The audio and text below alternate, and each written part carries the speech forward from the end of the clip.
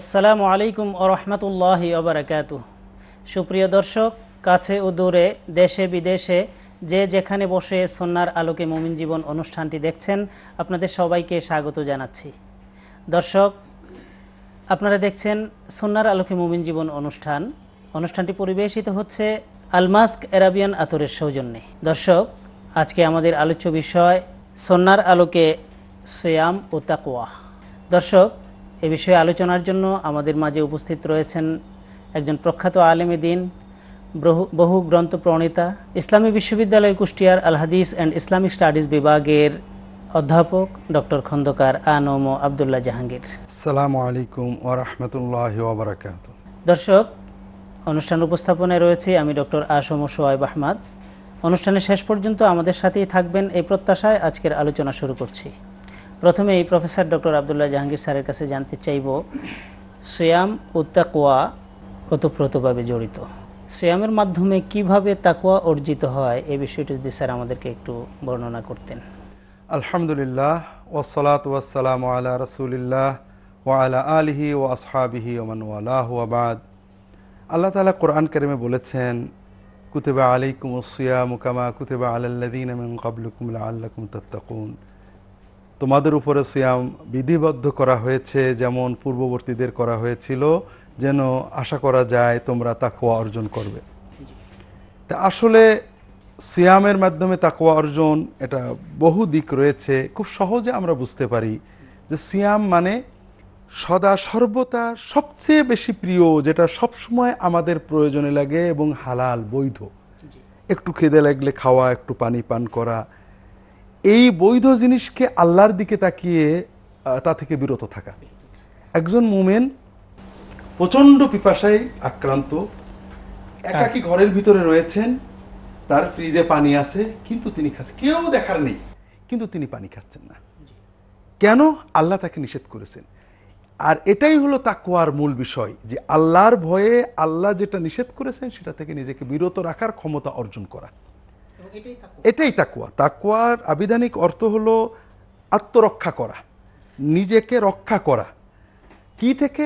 আল্লাহর শাস্তি থেকে। যেটা করলে আল্লাহ নারাজ হবেন সেটা না করা। তো সিয়ামের মাধ্যমে আমরা এই সচেতনতা, আল্লাহ সচেতনতা, যে আমি প্রচন্ড পিপাসা, আমি অভ্যস্ত পানি পান করতে, কিন্তু আল্লাহ এখন পানি খেলে আমার উপরে অসন্তুষ্ট হবেন, আমি পানি খাচ্ছি না। এই সচেতনতা যদি সচেতনভাবে আমরা অবচেতনে নিতে পারি, তাহলে আল্লাহর নিষিদ্ধ প্রতিটি কাজই আমরা তার থেকে বিরত থাকতে পারব। যেহেতু আমরা আল্লাহর দেয়া হালাল জিনিস থেকে বিরত থাকতে পারছি তার আদেশের কারণে, তো তার আদেশের কারণে নিষিদ্ধ বিষয়গুলো থেকে বিরত থাকা। এজন্যই রাসূল পাক সাল্লাল্লাহু আলাইহি ওয়াসাল্লাম আমাদেরকে দ্বিমুখী নির্দেশ দিয়েছেন। একটা হলো যে রোজা বা সিয়াম মানে তো এই নয় যে হালালগুলো বন্ধ রাখো আর হারামগুলো বেশি করে করো, তা নয়। আল্লাহ যেগুলো হারাম করেছেন, মিথ্যা, হিংসা, হারাম উপার্জন, পরের ক্ষতি করা, ঝগড়া করা, এগুলো তুমি বহু করবে। আর তুমি শুধু পানাহার থেকে বিরত। আল্লাহ রাসূল মাল্লাম ইয়াদা আল কাওলা যুরি ওয়াল আমালা বিহি ওয়াল জাহলা ফালাইসা লিল্লাহি হাজাতুন আইয়াদা তাআমাহু ওয়া শারাবাহু। যে ব্যক্তি মিথ্যা, অন্যায় কথা, অন্যায় কাজ এবং সাক্ষী, হ্যাঁ, ওই ক্রোধের কাজ, মূর্খতা সুলভ কাজ বর্জন করতে না পারলো, সে শুধু শুধু পানাহার ত্যাগ করাতে আল্লাহর কোনো যায় আসে না। এটা একদিকে। দুই নম্বর, রাসূল পাক সাল্লাল্লাহু আলাইহি ওয়াসাল্লাম অন্য হাদিসে বলছেন, ইন্নামা সিয়ামু জুন্নাহ, সিয়াম হলো ঢাল, এটা তোমাদেরকে পাপ থেকে রক্ষা করবে। কিভাবে? ইযা কানা সাওমু ইয়াউমু সাওমি আহাদিকুম ফালা ইয়াফসুক ওয়ালা ইয়ারফুস ফাইন সাব্বা আহাদুন আও কাতালা ফালাকুল ইন্নী সাইমুন। রোজা অবস্থায় আমরা আরো একটা বিষয় গুরুত্বপূর্ণ, যে ক্ষুধা পিপাসায় আমরা একটু মেজাজটা গরম হয়। এই জন্য ভালো মানুষও যে পাপটা করে সে হলো মেজাজ গরম করা। আর এই জন্য রাসূল সাল্লাল্লাহু আলাইহি ওয়াসাল্লাম খবরদার, রোজা থেকে মেজাজ গরম করবে না, রাগ করবে না, গাল দেবে না। যদি কেউ তোমাকে রাগিয়ে দেয়, রাগ করে, বলো যে ভাই রোজা আছি, মাপ চাই। এইভাবে সচেতন ভাবে নিজেকে নিয়ন্ত্রণের ক্ষমতা আমরা অর্জন করি, প্র্যাকটিসটা এখানে শেখানো হলো। তৃতীয় যে বিষয়টা সিয়ামের মাধ্যমে আমরা অর্জন করি, সেটা হলো আমরা আমাদের জৈবিক চাহিদাকে নিয়ন্ত্রণ করে আমাদের আত্মাকে আল্লাহর জিকিরে উদ্বুদ্ধ করি। আর এই জন্যই সিয়ামের পাশাপাশি আল্লাহ বিশেষ কিছু কাজ দিয়েছেন। জি। রাসূল পাক সাল্লাল্লাহু আলাইহি ওয়াসাল্লাম সুন্নতে আমরা দেখতে পাই সিয়ামরত অবস্থায় সবচেয়ে বেশি দুটো কাজ তারা করেছেন, জি। একটা হলো কোরআন আর একটা হলো মানুষের সেবা। জি। কোরআন তেলাওয়াত এবং- কোরআন তেলাওয়াত, কোরআন শোনা আর মানুষের কল্যাণে এগিয়ে যাওয়া। জি। কোরআনকে তো আল্লাহ কোরআনেই বেঁধে দিয়েছেন। জি। রমজান মাসে রোজা ফরজ করার কারণ হিসেবে আল্লাহ আমাদের বলেছেন যে শাহরু রমাদান আল্লাযী উনজিলা ফীহিল কোরআন, জি। রমজানে কোরআন নাজিল হয়েছে, এজন্যই রমজানের এত দাম, এত জি। গুরুত্ব। জি। আর এজন্যই আল্লাহ রসুল সাল্লাল্লাহু আলাইহি ওয়াসাল্লাম রমাদানে কোরআন সবচেয়ে বেশি তেলাওয়াত করতেন। কোরআন তেলাওয়াত এবং শোনার জন্যই কিয়ামুল লাইল আল্লাহ রসুল সুন্নত করেছেন। আর এজন্যই একসাথে করা হয়েছে কোরআন এবং সিয়ামকে, দুজনে শাফাআত করবে। আল্লাহ রসুল বলছেন আস-সাওমু ওয়াল কুরআনু ইয়াশফাআন, দুজনে শাফাআত করবে, কোরআন এবং রোজা। কি বলবে? রোজা বলবে আমি তাকে দিনের বেলায় পানাহার থেকে বিরত রেখেছি, আর কোরআন বলবে যে আল্লাহ আমি তাকে রাত্রে ঘুম থেকে বিরত রাখেছি। তার মানে দাঁড়িয়ে দাঁড়িয়ে বসে বসে কোরআন তেলাওয়াত করেছে। আচ্ছা। কোরআন কিভাবে তাকওয়া দেবে? কোরআনের তাকওয়া অর্জন করতে হলে একটা তো আছে কোরআন বুঝি আর না বুঝি, আল্লাহর কালাম চিন্তা করে যে আমরা পড়ি, এতে কিছু তাকওয়া তৈরি হয়। তো কোরআনের আসল তাকওয়া হলো কোরআন বোঝা। আল্লাহ কোরআন দিয়েছেন বোঝার জন্য, জি। না বুঝে পড়তে নিষেধ করেছেন। জি। আল্লাযীনা আতাইনাহুমুল কিতাবা ইয়াতলুনাহু হাক্কা তিলাওয়াতিহি উলাইকা ইউমিনুনা বিহি, যাদেরকে আমি কিতাব দিয়েছি তারা হক তেলাওয়াত করে, হাদিসে ব্যাখ্যা এসেছে বুঝে তেলাওয়াত করে, হৃদয় নাড়িয়ে তেলাওয়াত করে। হাদিস শরীফে নবীজি নির্দেশ দিয়েছেন কোরআনকে পচা মালের মতো ছড়িয়ে দিও না, হৃদয় নাড়িয়ে নাড়িয়ে চোখের পানি ফেলে তেলাওয়াত করো, বুঝে শুনে। বুঝে তেলাওয়াত করো। কাজেই আমি রমজান উপলক্ষে, কোরআনের মাস উপলক্ষে আমাদের সকল দর্শককে অনুরোধ করব, সকল বিতর্কের ঊর্ধ্বে থেকে আসেন না ভাই, নিজেদের হৃদয়কে আমরা কোরআন দিয়ে একটু উজ্জীবিত করি, কোরআন বুঝতে চেষ্টা করি। কোরআন মিরাকেল, অলৌকিক একটা নিদর্শন। তো স্যার আপনার কাছ থেকে আমরা চমৎকারভাবে বিষয়গুলো শুনছিলাম। একটা ছোট্ট বিরতি নিতে হচ্ছে, ফিরে আসবো একটা ছোট্ট বিরতির পর। সুপ্রিয় দর্শক, আপনারা দেখছেন সুন্নাহর আলোকে মুমিন জীবন। আপনি কি হেরার আলোয় আলোকিত হতে চান? আপনি কি সুন্নাহর আলোকে জীবন গড়তে চান? প্রফেসর ডক্টর খন্দকার আব্দুল্লাহ জাহাঙ্গীর রচিত কোরআন সুন্নাহ ভিত্তিক জীবন ঘনিষ্ঠ বইগুলো পড়ুন, সুন্দর জীবন গড়ুন। ইসলামী আকিদা, হাদিসের নামে জালিয়াতি, ইহয়াউস সুনান, রাহে বেলায়েত সহ আরো অনেক বই। কোরআন সুন্নাহর সাথে থাকুন, জীবন বদলে যাবে।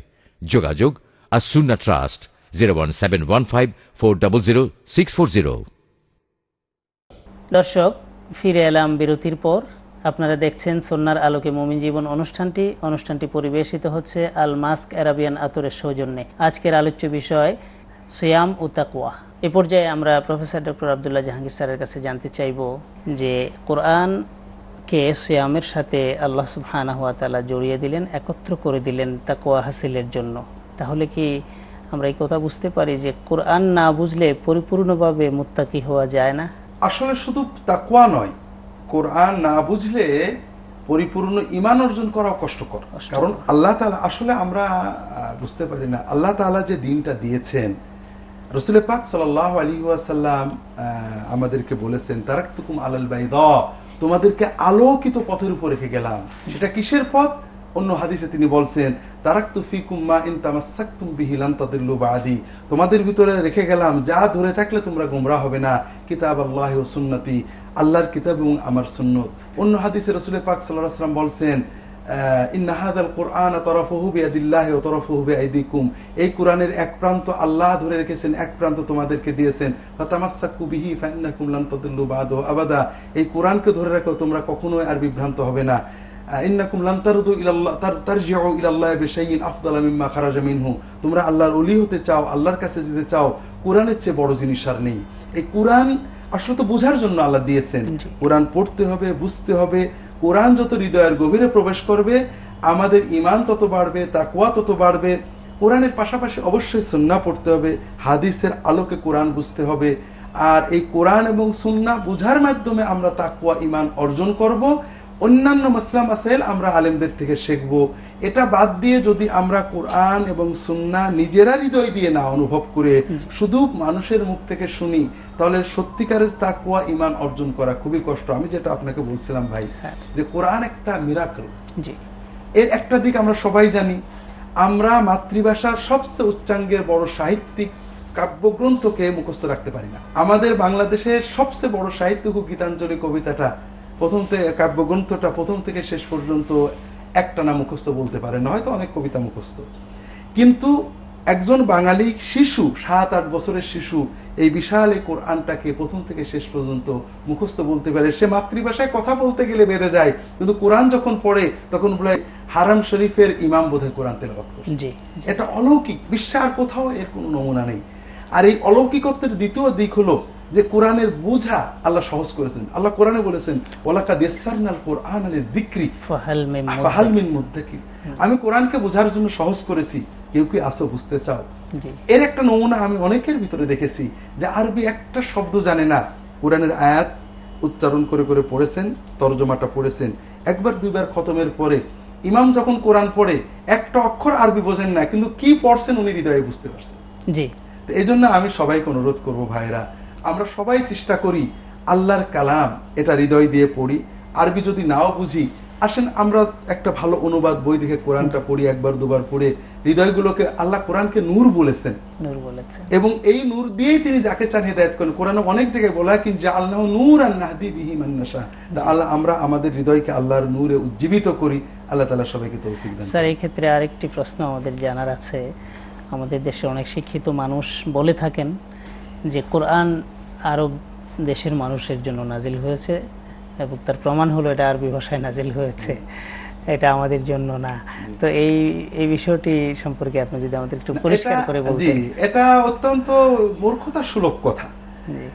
কোরআন আল্লাহ তাআলা প্রত্যেক নবীকে, আমরা এটা অনেক লম্বা ব্যাকগ্রাউন্ডের প্রয়োজন, কোনো না কোনো তো এক দেশে পাঠাতে হবে, তো সবাই প্রত্যেক ভাষার জন্য একজন নবী পাঠালে তো বিশ্বের মানুষ মানে ঐক্যবদ্ধ হতে পারতো না। আল্লাহ তাআলা আরবিতে পাঠিয়েছেন, আরবের ভৌগোলিক অবস্থান, আরবি ভাষার অলৌকিক অবকাঠামো চিন্তা করলে আমরা বুঝবো যে সকল বিশ্বের সকল মানুষের সহজবোধ্য ভাষাটাতেই আল্লাহ আরবি কোরআন নাজিল করেছেন। এবং আল্লাহ তাআলা নিজেও বললেন কোরআনান আরাবিয়ান গায়রা যি ইওয়াজিন, কোরআনকে আরবি ভাষায় নাজিল করা হয়েছে বক্রতা মুক্তভাবে। আমি আপনাকে বলি, আরবি ভাষাটাই এমন একটা ভাষা যে এত সহজে বোঝা যায়, এবং আরবি ভাষা, ইংরেজি এত বিশুদ্ধ ভাষা, পরিচিত ভাষা, ইংরেজি সাহিত্যে দিকপাল হয়েছেন, মানে নন ইংরেজ এরকম পাওয়া কঠিন, কিন্তু আরবি সাহিত্যে দিকপাল হয়েছেন যারা জীবনে কখনো আরব দেশে যাননি, এরকম শত শত হাজার হাজার। আরবি ভাষাটাই এত সহজবোধ্য, এবং এটা ভাষার সৌন্দর্যের কারণে, ভাষার অবকাঠামোর কারণে এটা সম্ভব হয়েছে। এই জন্য, এবং এটা আপনাকে বলেছি আল্লাহ কোরআন বোঝা সহজ করেছেন। কোরআন আরবিতে পড়া যেমন সহজ, এটা আরবি ভাষা না জেনেও এটা তর্জমা বুঝেই আরবি পড়ার সঙ্গে সঙ্গে হৃদয় এর ছাপ আসে। কাজেই এটাকে আল্লাহ সবার জন্য দিয়েছেন। কোরআন আমাদের পড়তে হবে, সবাই পড়বেন। আমি এরকম অনেক ভাইকে বলতে শুনেছি যারা বয়স হয়ে কোরআন তেলাওয়াত করে অর্থ বোঝার চেষ্টা করেছেন, এবং শুধু একটা কথাই বলেন যে কি ভুল করেছি, কোরআন পড়ে এত মজা, হৃদয়ে এত শান্তি, কেন আগে থেকে কোরআন পড়িনি। স্যার, এই ক্ষেত্রে আরবি ভাষায় কেন আল্লাহ তাআলা কোরআন নাজিল করেছেন, এই বিষয়টি বুঝবার জন্য এটাও আমরা খেয়াল করতে পারি যে কোরআনুল কারীম যে আরবি ভাষায় নাজিল হলো, যখন থেকে নাজিল হয়েছে তখন আরবি ভাষাটি যেমন ছিল এখনো এমনই আছে, এর কোনো পরিবর্তন নাই। এটা একটা অলৌকিক কথা, শুধু বাংলা নয়, বিশ্বের প্রতিটি ভাষা 100-200 বছরের পরিবর্তন হয়, 500-1000-এর ভিতরে সম্পূর্ণ পৃথক ভেঙে ভেঙে টুকরো হয়ে যায়। একমাত্র আরবি ভাষা এই বিগত 1500 বছর ধরে একই ব্যাকরণ, উপভাষা তৈরি হয়েছে, আঞ্চলিক ভাষা তৈরি হয়েছে, কিন্তু মূল ভাষাটা রয়ে গেছে, এবং সে অবিকল কোরআনের শব্দে, কোরআনে যে শব্দ নেই, হাদিসে যে শব্দ নেই, এই শব্দ আরবিতে ঢোকেনি, আরবরা ঢুকতে দেননি। ঠিক মানে যেটা ভাষার অবকাঠামো একই রয়ে গিয়েছে, এবং এটা নিঃসন্দেহে মানে বোঝার জন্য খুবই সহজ, শেখার জন্য খুবই সহজ। কোরআন হেফাজতের জন্য এই কৌশলটি দরকার ছিল। এবং এটা অলৌকিকত্ব যেটা বলেছি যে বিশ্বের কোন ভাষার একটা সাহিত্য কর্মকে কেউ মুখস্থ করতে পারে না, আর আল্লাহ তাআলা কোরআনের এই আরবি ভাষার এমন একটা অলৌকিকত্ব দিয়েছেন যে একজন শিশু এই বিশাল গ্রন্থটা প্রথম থেকে শেষ পর্যন্ত একটানা পড়তে পারে একবার ভুল। পৃথিবীতে লক্ষ লক্ষ হাফেজ পাওয়া যাবে, এই গ্রন্থটি আদ্যপান্ত মুখস্থ করে ফেলেছে লক্ষ লক্ষ লক্ষ লক্ষ, সেটা হাজারে হাজারে না, এটা অনারব। ইন্দোনেশিয়া, মালয়েশিয়া, বাংলাদেশ, ভারত, শিশু আমেরিকান, ইউরোপিয়ান, 7 বছরের শিশু ইংল্যান্ডে কোরআন হিফজ করছে। এটাই প্রমাণ করে যে আল্লাহ তাআলা বিশ্ব মানবতার জন্য এমন একটা ভাষা নির্বাচন করেছেন যে বিশ্বের সকল মানুষ ভাষার কারণে নয়, কোরআনের অলৌকিকত্বের কারণে এটাকে সহজে পড়তে, বুঝতে, মুখস্থ করতে পারে। স্যার, অনেক শিক্ষিত মানুষ, অনেক গবেষক মানুষকে আমরা কোরআন সম্পর্কে তাচ্ছিল্য করতে শুনি, এটা তাদের না বুঝার কারণে। তাদের জন্য আপনার কি পরামর্শ থাকবে স্যার? আসলে আমাদের সহজ কথা হলো যে কোরআনটা আমাদেরকে হৃদয় দিয়ে একটু পড়তে হবে। একটা কথা রবীন্দ্রনাথ ঠাকুরের কথা, যে ওই বহু দেশ ঘুরে বহু দেখিতে গিয়েছি পর্বতমালা, দেখিতে গিয়েছি সিন্ধু, দেখা হয় নাই চক্ষু মিলিয়া, ঘর হেতু দুই পা ফেলিয়া, একটি ধানের শীষের একটি শিশির বিন্দু। তো অনেক দেশ, অনেক বই পড়লাম, অনেক সাহিত্য পড়লাম, অথচ আমার ঘরের ভিতরে যে মহামূল্যবান গ্রন্থ আমরা পড়ে দেখি, একটু হৃদয় দিয়ে অর্থটা পড়ি, অনুভবের চেষ্টা করি। এ বিষয়ে গবেষকরা যা লিখেছেন, বিশ্বাস করেন আমি অনেক খ্রিস্টান পাদ্রীকে জানি যারা আমেরিকায়, কানাডায় পাদ্রী ছিলেন, কোরআন একটু পড়ে মুসলমান হয়ে গিয়েছেন। আপনি জানেন ডাক্তার মরিস বোকাইলি, তিনি কোরআন পড়ে মুসলমান হয়েছেন। কোরআন এখনো তার অলৌকিকত্ব দিয়ে, অলৌকিক অর্থ দিয়ে বিশ্বের শত শত হাজার হাজার মানব সন্তানকে ইমানের দিকে ডেকে নিয়ে আসছেন। জি, কাজেই আমরা আগে পড়ি, পড়ার পরে আমরা এটার গুরুত্ব বুঝতে পারি। চমৎকার বললেন স্যার আপনি, যে আমাদেরকে আসলে পড়তে হবে, না পড়েই তাচ্ছিল্য করা এটা সোজা, কিন্তু পড়ার পরে এটার ভুল ধরার জন্য যদি আমরা আহ্বান করি, এটাও বোধহয় করতে পারি এই অনুষ্ঠানের মাধ্যমে, যে আপনারা যদি অন্তত পক্ষে ভুলটাও ধরতে চান, দয়া করে একটু পড়ে নেন ভালো করে, যাতে সঠিকভাবে ভুলটা ধরতে পারে। আরেকটা জিনিস এখানে আমাদের দর্শকদের গুরুত্বপূর্ণ বিষয় যেটা বলে রাখা দরকার আমাদের ইমানের জন্য, কোরআন যখন আমরা পড়তে শুরু করি তখন আমাদের ভিতরে আবেগ আসে, প্রেম আসে, চোখে পানি আসে, কিন্তু শয়তান তো বসে নেই। একটু পরে শয়তান আমাদের এই এলেমটাকে বিপদগামী করে, যে তুমি তো মহাপণ্ডিত হয়েছো, বাংলাদেশের কেউ বোঝে না, আলেমরাও কোরআন বোঝে না, আমি খুব বেশি বুঝি। এই জ্ঞানের অহংকার তখন আমাদেরকে বিপদগামী করে। এই জন্য কোরআন পড়ে আমরা ইমান শিখি, কোরআন পড়ে আমরা ফকিহ হই না। কোরআনের পাশাপাশি হাদিস পড়তে হবে, কারণ কোরআন নাজিল হয়েছে রাসূল পাক সাল্লাল্লাহু আলাইহি ওয়াসাল্লামের উপরে। আল্লাহ কোরআনে বলেছেন, তিনি তার নবীকে দুটো জিনিস দিয়েছেন, কোরআন এবং হিকমত, যে প্রজ্ঞা তিনি হাদিসের মাধ্যমে জানিয়েছেন। পাশাপাশি ইসলামের ব্যাপারে বিশেষজ্ঞ হওয়ার জন্য ইসলামের ব্যাপক জ্ঞান দরকার। কাজে কোরআন হাদিস পড়ে আমরা ইমানকে উজ্জীবিত করব, এর কথা শুনবো, কিন্তু আমরা জ্ঞানের অহংকারে বিপদগামী না হই। আমরা মনে না করি যে আলেমরা কিছুই বোঝেন না, কারণ ইসলামের ব্যাপক জ্ঞান অর্জন না করলে খুঁটিনাটি বিষয়ে পরামর্শ দেওয়া। আপনি কি হেরার আলোয় আলোকিত হতে চান? আপনি কি সুন্নার আলোকে জীবন গড়তে চান? প্রফেসর ডক্টর খন্দকার আব্দুল্লাহ জাহাঙ্গীর রচিত কোরআন সুন্নাহ ভিত্তিক জীবন ঘনিষ্ঠ বইগুলো পড়ুন, সুন্দর জীবন গড়ুন। ইসলামী আকিদা, হাদিসের নামে জালিয়াতি, ইহয়াউস সুনান, রাহে বেলায়েত সহ আরো অনেক বই। কোরআন সুন্নাহর সাথে থাকুন, জীবন বদলে যাবে। যোগাযোগ আস-সুন্নাহ ট্রাস্ট, 01715400640। দেওয়া যায় না, সিদ্ধান্ত দেওয়া যায় না। স্যার, আপনার আলোচনা থেকে আমরা পরিষ্কারভাবে জানলাম যে সিয়াম, তাকওয়া, কোরআন এগুলো ওতপ্রোতভাবে জড়িত।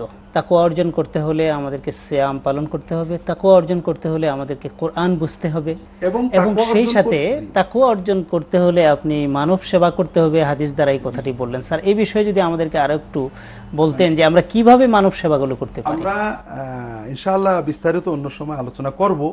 আসলে সকল ধর্মে কোরআন যে ধর্মগুলো নির্দেশ করে, আমরা দেখতে পাই সকল নবীকে মৌলিক কয়েকটা বিষয় নির্দেশ দেওয়া হয়েছে। একটা হলো আল্লাহর প্রতি দৃঢ় আস্থা, দ্বিতীয় হলো সালাত বা প্রার্থনার মাধ্যমে আল্লাহ বান্দার সম্পর্ক, তৃতীয় সিয়ামের মাধ্যমে আমাদের তাকওয়া অর্জন, চতুর্থ জাকাত হোক বা দান হোক, মানুষের সেবা। আল্লাহ রসুল সাল্লাল্লাহু আলাইহি ওয়াসাল্লাম এই মানব সেবাটা তার জীবনের শুরু থেকে শেষ পর্যন্ত সবচেয়ে বেশি গুরুত্ব দিয়েছেন।